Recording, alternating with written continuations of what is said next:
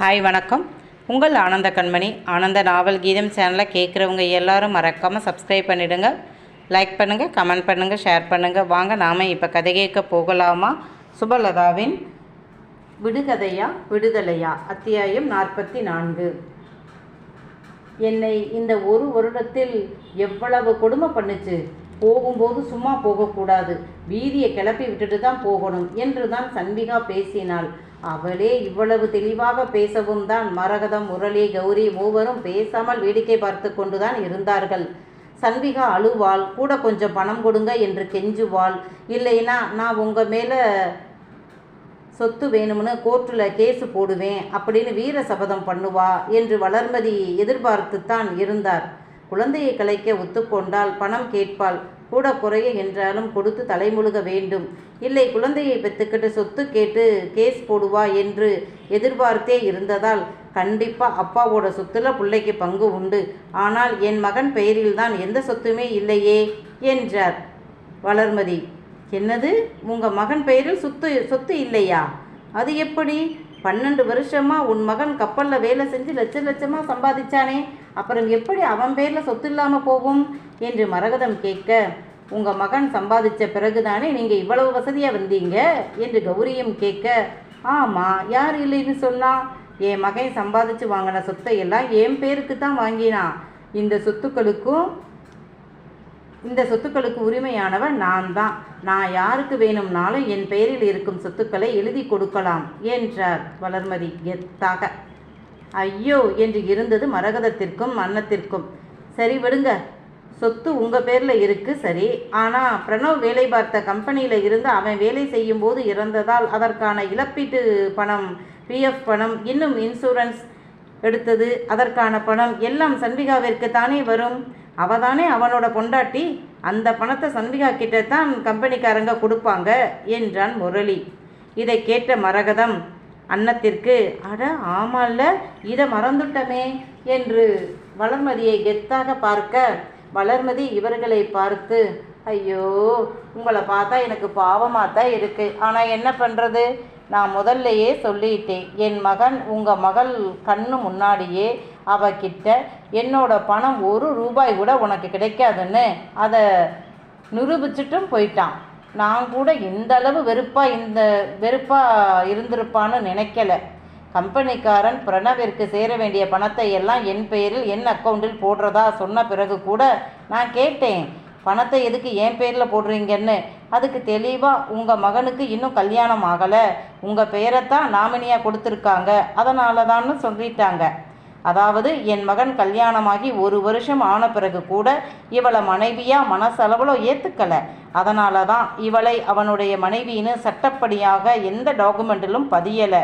திருமணமான பிறகு கப்பலில் வேலை செய்பவர்கள் தங்களுடைய மனைவி பற்றிய விவரங்களை அவர்களுடைய டாக்குமெண்ட்டில் பதிவேற்றணும். அதே மாதிரி குழந்தை பிறந்ததும் அதையும் பதியணும். என் மகன் செய்யலை, அதுக்கு காரணம் உங்கள் மகள் மேலே உள்ள வெறுப்பு என்றார் வளர்மதி. என்னம்மா, எங்கள் பொண்ணு என்னமோ பெரிய தப்பு பண்ணின மாதிரி அவன் மேலே வெறுப்புன்றீங்க. உங்கள் மகனை கல்யாணத்துக்கு வற்புறுத்தினது நீங்கள், நாங்களாக வந்து எங்கள் பொண்ணை கட்டிக்கிங்கன்னு வந்தோம் என்று கௌரி பேச, நீ வரலடி, உன் மாமியார் வந்து ஏகப்பட்ட பேச்சு பேசினான். என்னமோ அவன் மகன் குறைவாக சம்பாதிச்சாலும் பொண்டாட்டி பிள்ளைன்னு கண்ணுக்கு நிறைவாக இருக்கானா. உன் மகனுக்கு அந்த கொடுப்புனை இல்லை, இப்போ கல்யாணம் பண்ணாட்டி உன் மகனுக்கு கல்யாணமே நடக்காதுன்னு என்னை மிரட்டினது இவ தான். அதில் பயந்து தான் நான் இந்த கல்யாணத்துக்கு என் மகனை வற்புறுத்தினேன். அதுவும் என் மகனுக்கு தெரியும், என் மேலே எந்த தப்பும் இல்லைன்னு தெரியும் என்றார்.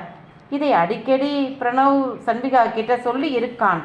எனவே அவள் மரகதத்தை, பெரியம்மா விடுங்க, இப்போ என்ன நடக்கணுமோ அதை பேசுங்க என்றவள் தன் அறைக்கு சென்று அவளுடைய புத்தகங்கள், அவளுடைய அம்மா வீட்டார் எடுத்து கொடுத்த சில துணிமணிகள் மட்டும் எடுத்து வந்து ஹாலில் போட்டவள், இதைத்தான் நான் எடுத்து போகிறேன் என்று ஒரு கட்டை பையில் எடுத்து அமைக்கினாள். வாங்க போகலாம் என்று கிளம்ப, இதோ பாருடி, பிள்ளைய பெற்று வளர்த்து சொத்துக்கு வரலாமன்னு நினைக்காத. என் அத்தனை சொத்தையும் 2ஆக பிரித்து என் 2 மகள்களுக்கும் பணம் வாங்கிக்கிட்டு நான் வித்துட்டதா எழுதி கொடுத்துருவேன். வித்த சொத்துக்கு கேஸ் போட முடியாது, ஏன்னா எல்லாமே என் பெயரில் தான் இருக்கு என்றார் நிதானமாக. மாமியாரை பார்த்த சன்விகா, இப்போ என்ன, உங்கள் சொத்து எதுவும் எனக்கும் என் பிள்ளைக்கும் வேண்டாம்னு எழுதி கையெழுத்து போட்டு தரவா? கண்டிப்பாக தர்றேன் என்றாள்.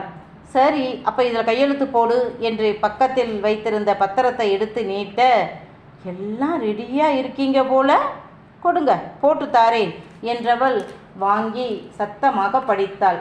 பிரணவின் மனைவியாகிய சன்விகா, நான் என் முழு மனதுடனும் சந்தோஷமாகவும் என் கணவனுக்கு உரிய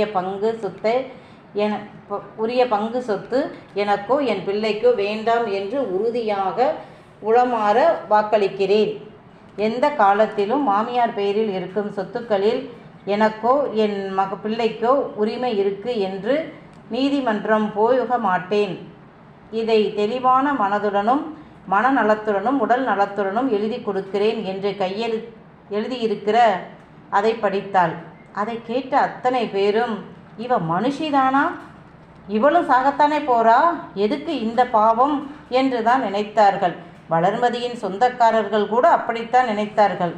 சன்விகா அழுகலை, கதறலை, கண்ணீர் விடலை. அந்த பத்திரத்தில் கையெழுத்து போட்டுவிட்டு அவள் வீட்டு வாசலை விட்டு வெளியேற அவள் பின்னாடியே அன்னம் அழுதபடி போக மற்றவர்களும் சென்றார்கள். சன்விகா வாசல் படியை தாண்டி விட்டாள். ஏய், நில்லுடி, நில்லு நில்லு என்று வளர்மதி கத்திக்கொண்டு வர, என்ன என்று அனைவரும் திரும்பி பார்க்க சன்விகாவும் பார்த்தாள். என்னடி, ஒன்றும் வேணாம்னு ரொம்ப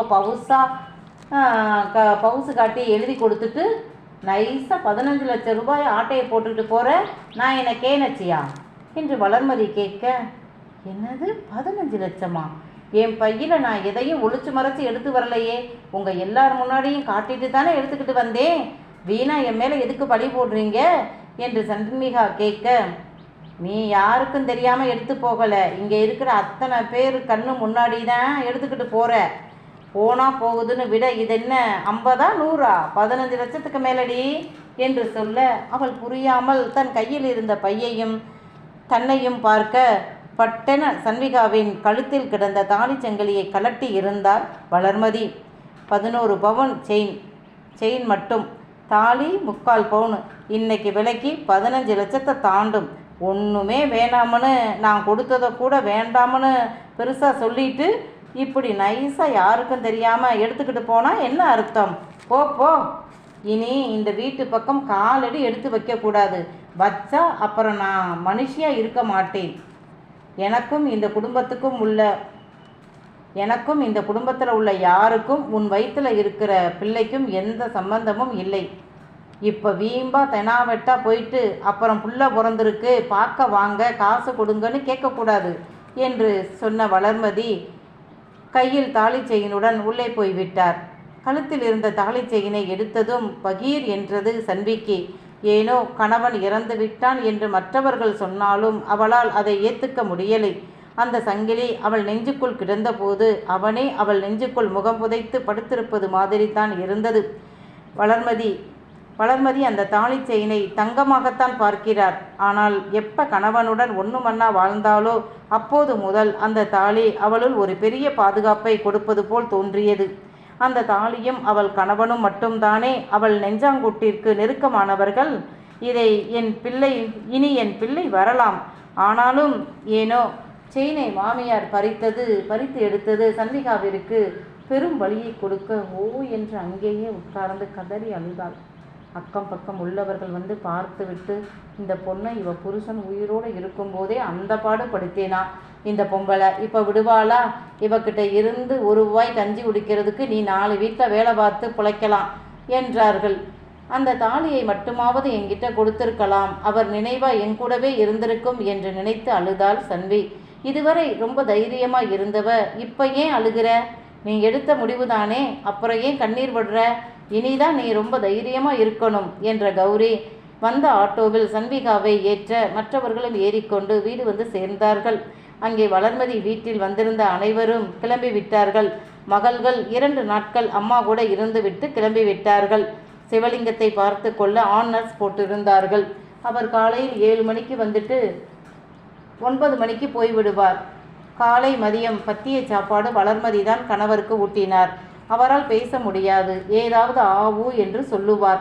சைகையால் மருமகள் எங்கே என்று கேட்டார். அவ அம்மா வீட்டுக்கு போயிட்டா என்றார்.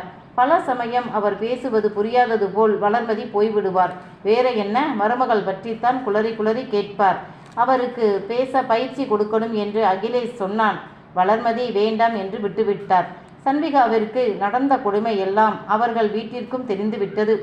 அகிலேஷின் அம்மா அப்பா டென்ஷனாகி விட்டார்கள். இப்படியா இருப்பாங்க உன் வீட்டில் என்றவர் மகனை தனிக்குடித்தனம் அனுப்பிவிட்டார். அகிலேஷின் அப்பா நண்பனின் மனைவி குழந்தை இப்படி எந்த ஆதரவும் இல்லாமல் அனாதையா வீட்டை விட்டு வெளியேறியது கண்டு அவன் நொந்து விட்டான். அவனுக்கு ஏற்கனவே வளர்மதியை அவ்வளவா பிடிக்காது. முன்பு கூட ஏதோ மருமகள் மேல் உள்ள கோபத்தில் அதனால் இப்படி நடத்துகிறார், போக போக மாறி விடுவார் என்று அவன் நினைத்திருந்தான். பிரணவ் இறந்த பிறகு சன்விகாவையும் அவள் பிள்ளையையும் ஒன்றுமே இல்லாமல் விரட்டியது கண்டு வெறுத்து போனான். உன் மனைவியும் அந்த குடும்பத்தில் இருந்து வந்தவதான், போக போக அவ குணம் உனக்கே தெரியும் என்று அகிலாவும் சொல்லிவிட அகிலேஷிற்கு தமனா மேல் இருந்த அன்பில் ஒரு துளி குறைந்தது.